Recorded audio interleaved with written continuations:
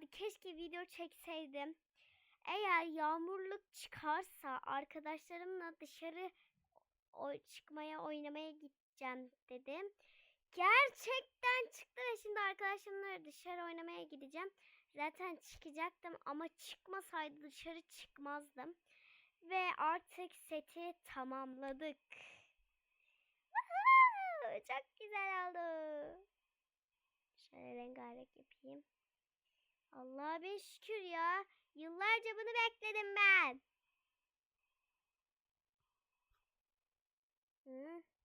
Bakın. Çok güzel oldu.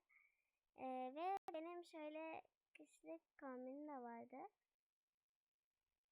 Bakın. Bu değil tabii. Neyse. Artık böyle çok güzel oldum ya. Bakar mısınız? Çok güzel oldu. Ve şimdi arkadaşlarımla oynamaya gideceğim.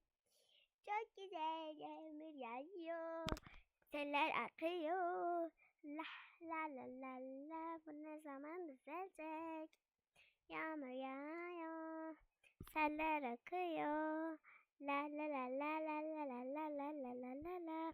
Bu benim işaretim. Bunu görürseniz bu benim demektir. La la la. La la la la la. İkizler bu ama ben ikizler burcu değilim. Ben sadece en sevdiğimi aldım. La la la la la. O zaman görüşürüz arkadaşlar. Bu videoda sadece yağmur yağıyor videosunu çektim. Bay bay.